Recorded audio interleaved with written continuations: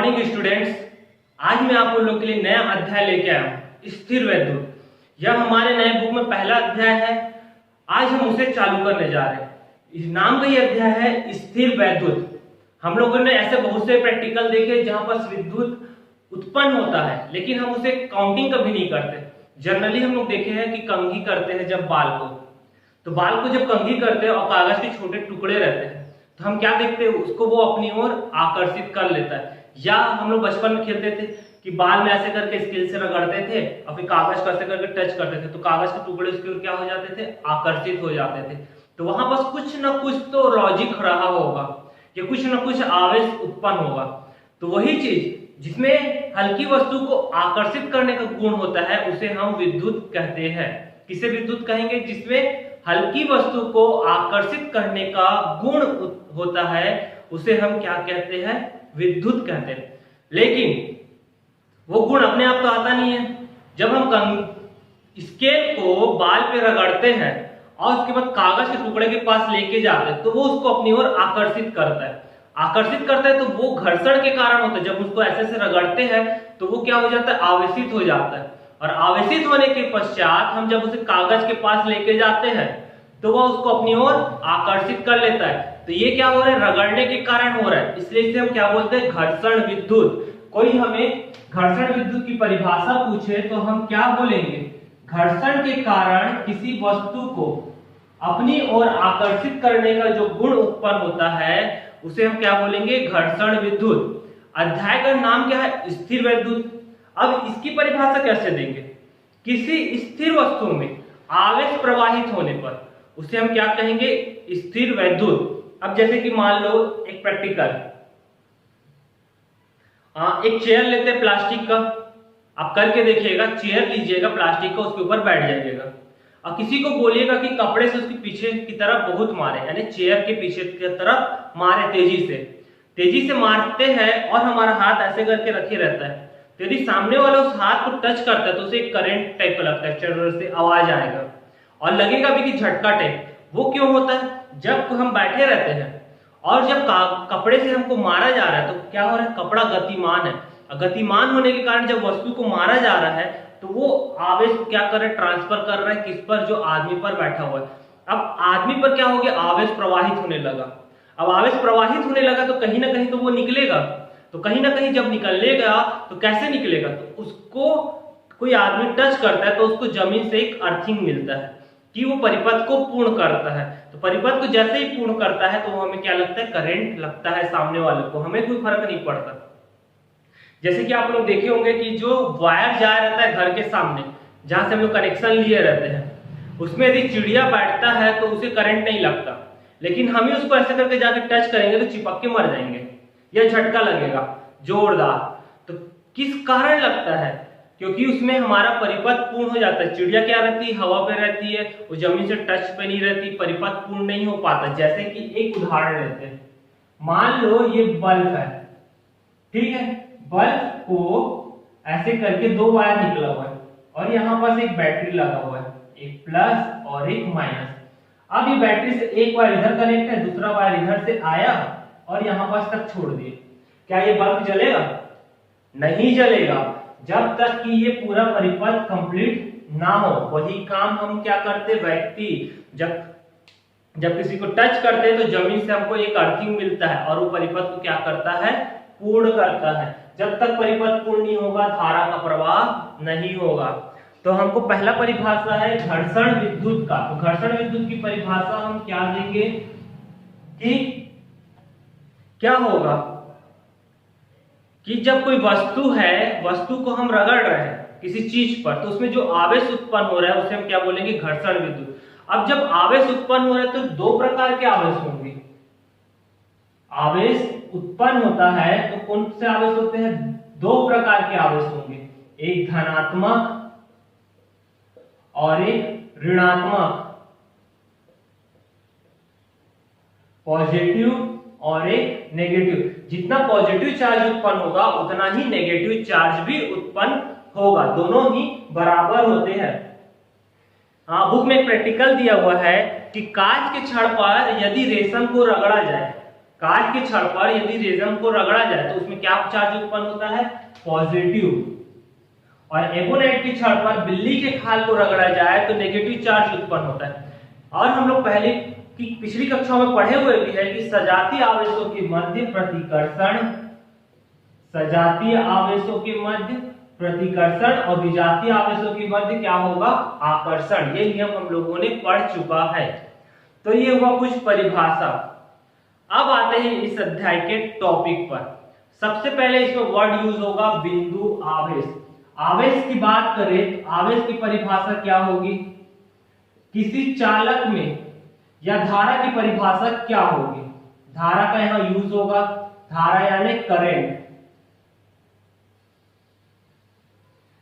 परिभाषा, किसी चालक में आवेश प्रवाह की दर को हम क्या कहते हैं, धारा कहते हैं। तो इसे Q/T से प्रदर्शित करेंगे।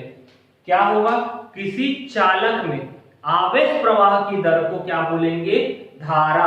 परिभाषा हो गया। और उसका सूत्र, धारा इक्वल टू Q/T। धारा को हम किससे शो करेंगे, I से Q/T। आवेश का मात्रक होता है, आवेश का मात्रक कूलाम, आवेश का मात्रक कूलाम और समय का मात्रक सेकेंड। ऐसा ही पद्धति में पढ़े हुए हैं। तो I इक्वल टू हुआ Q/T, इसका मात्रक क्या हो जाएगा, कूलाम प्रति सेकेंड। और यहीं से यदि अपन आवेश की बात करें तो आवेश इक्वल टू क्या हो जाएगा, I इंटू टी, धारा इंटू समय के गुणनफल को क्या बोलेंगे, आवेश। और इसका मात्रक क्या होगा, एम्पियर सेकेंड, एम्पियर सेकेंड। ए धारा का मात्रक एम्पियर और टी टाइम यानी सेकेंड, एम्पियर सेकेंड। तो हम लोग को धारा की परिभाषा पूछा जाए तो क्या बोलेंगे, किसी चालक में आवेश प्रवाह की दर को धारा कहते हैं। और उसका सूत्र हो गया, धारा इक्वल टू Q/T। जहां धारा को I से शो करेंगे करंट को, तो Q/T, Q का मात्रक कूलाम आवेश का और T क्या है, सेकेंड। और यहां से हम कूलाम का भी सूत्र निकाल सकते हैं, आवेश का भी। अब आते हैं नेक्स्ट टॉपिक पर, बिंदु आवेश। बिंदु आवेश किसे बोलेंगे, ये सब परिभाषा है, उसी के अकॉर्डिंग ही हम आगे जाएंगे। नेक्स्ट है बिंदु आवेश। अब आते हैं नेक्स्ट टॉपिक, बिंदु आवेश। बिंदु आवेश की परिभाषा है, दो आवेशित पिंडों की विमाएं उनके बीच की दूरी की तुलना में नगण्य हो तो उसे बिंदु आवेश कहते हैं। यानी कि किसे बिंदु आवेश कहेंगे, जैसे कि दूरी बहुत ज्यादा हो और उसकी तुलना में वस्तु बहुत छोटा हो। हम लोग 11वीं क्लास में पढ़े थे बिंदु वस्तु किसे काउंट किए थे। एक उदाहरण देखे थे कि एक ग्राउंड है, बहुत बड़ा ग्राउंड है और ग्राउंड में एक फुटबॉल रखा हुआ है। तो ग्राउंड के डिस्टेंस क्या है, बहुत ज्यादा है, लेकिन वो वस्तु क्या हो गई, बहुत छोटा हो गया। तो उसे हम क्या बोले थे, बिंदु वस्तु। उसी प्रकार बिंदु आवेश किसे बोलेंगे, जब दो पिंड लेंगे और दोनों पिंडों के बीच की दूरी बहुत ज्यादा हो और उसकी तुलना पे वो वस्तु का आकार क्या हो, छोटा हो, तो उसे हम क्या बोलेंगे, बिंदु आवेश। जैसे कि मान लो ये एक आवेश हो गया और ये एक आवेश हो गया और ये इसके बीच की क्या हो गई, दूरी हो गई। अब ये दूरी की लंबाई बहुत ज्यादा है लेकिन इसका मान क्या है, बहुत कम है। तो इन आवेशों को हम क्या बोलेंगे, बिंदु आवेश।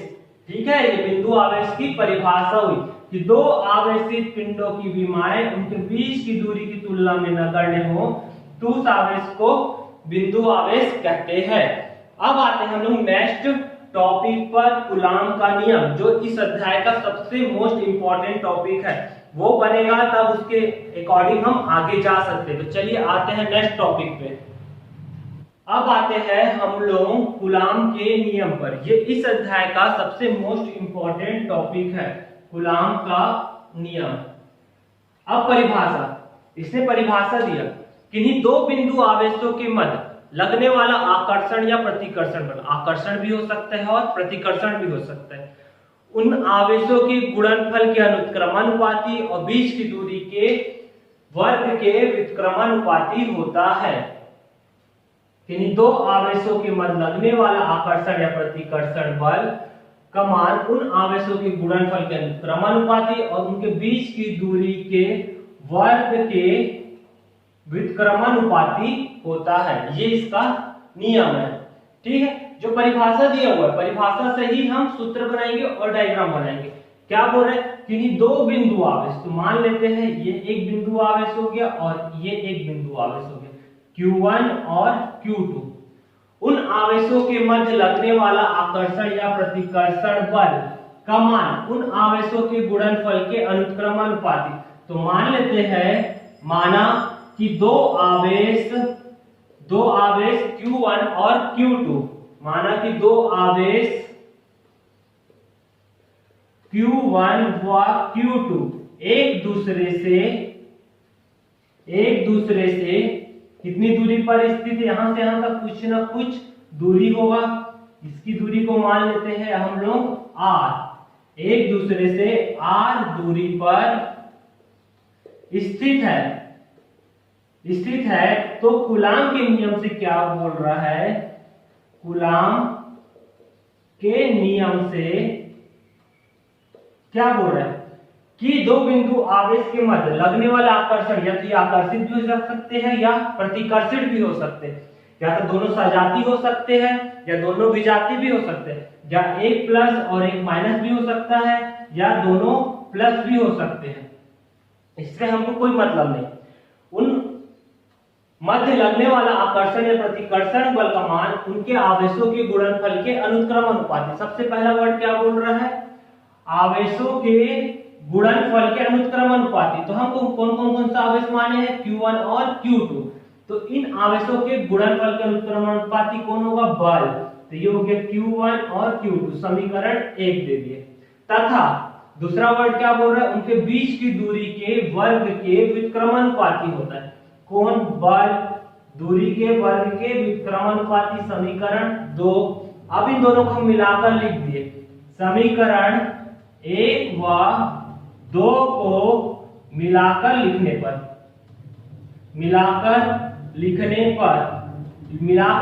पर हमें क्या मिलेगा, ये देखते हैं। तो सबसे पहले इन दोनों को मिलाए तो F इक्वल समानुपाती क्या हो जाएगा, Q1 Q2 upon R square. समानुपाती का चिन्ह हटाएंगे तो एक नियतांक जुड़ेगा, 1/4 pi epsilon 0 K Q1 Q2 upon R square. बल का मात्रक न्यूटन। ये हो गया सूत्र किसका, कूलाम के नियम का।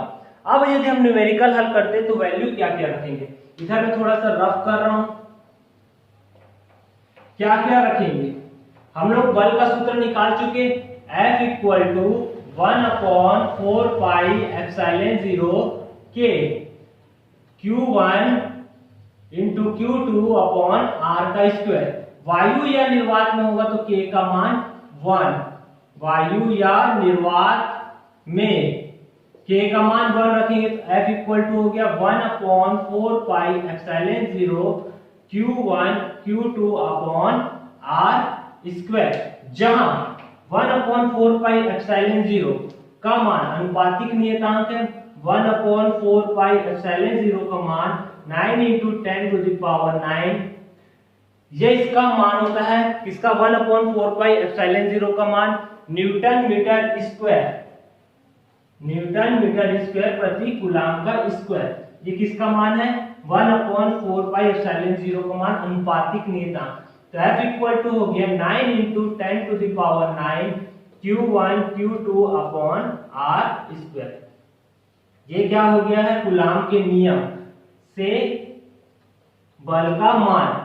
यदि हमको डेरिवेशन बस पूछा तो यहां तक हल करेंगे, और न्यूमेरिकल के लिए हम यूज करेंगे इसका, जहां Q1 Q2 क्या है, आवेश है, और R क्या है, इसके बीच की दूरी है।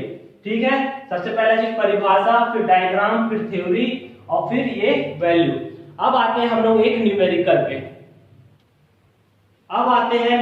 पे, जिससे कूलाम के नियम पर आधारित।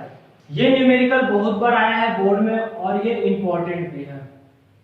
क्या बोल रहा है, दो प्रोटॉन के बीच लगने वाले प्रतिकर्षण बल की गणना कीजिए। दो प्रोटॉन है, अब एक प्रोटॉन ये होगा और एक प्रोटॉन ये होगा। अब ये तो हमको नहीं पता कौन सा प्रोटॉन है, बल की गणना कीजिए जबकि उनके बीच की दूरी इतना दिया हुआ है। बीच की दूरी है 4.0 into 10 to the power -15 Q1 और Q2, और ये हो गया R हम लोग को पता है। सबसे पहला चीज हम लोग को जो दिया है वो लिखो, हल। क्या क्या चीज दिया हुआ है? दो प्रोटॉन के बीच लगने वाले प्रतिकर्षण बल की गणना कीजिए, जबकि उनके बीच की दूरी कितना दिया गया है? दिया गया है,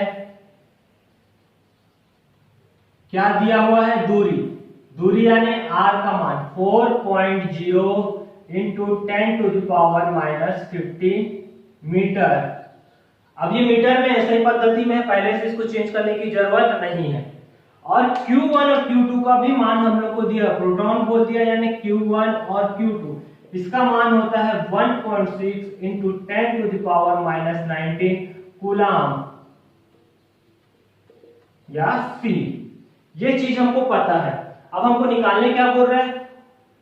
दोनों प्रोटॉन के बीच लगने वाले प्रतिकर्षण बल का मान। हम लोग कूलाम का नियम पढ़े, प्रतिकर्षण बल का सूत्र क्या पढ़े हैं? आकर्षण या प्रतिकर्षण बल F equal to 1/4 pi epsilon 0 Q1 Q2 upon R का स्क्वायर। वैल्यू को रखे 1/4 पाई एप्सिलॉन 0 का मान अभी देखिए क्या बताया था, 9 इंटू 10 टू द पावर 9, 9 गुणित 10 की घात 9। Q1 का मान कितना है? ये दिख रहा है 1.6 गुणित 10 की घात ऋण 19। Q2 का मान 1.6 गुणित 10 की घात ऋण 19 बटे R का मान 4.0 गुणित 10 की घात ऋण 15 का वर्ग। ये दिया गया है। अब वैल्यू को सॉल्व करना चालू करते हैं। F इक्वल टू 9 गुणित 10 की घात 9 गुणित 1.6, ये दोनों 10 है, आधार समान है तो घात क्या हो जाएगा? जुड़ जाएगा, तो ऋण 19 और ऋण 19, कोष्टक खोल, ये क्या होगा? 4.0 का वर्ग गुणित 10 की घात ऋण 15 का वर्ग।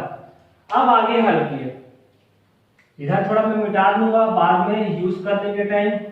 F इक्वल टू क्या बचा? 9 गुणित 10 की घात 9 गुणित 1.6 गुणित ये 10 की घात कितना हो जाएगा? 19 19 38। थोड़ा सा मिटाना पड़ेगा, जगह कम पड़ रहा है, मैं रफ कर रहा हूं।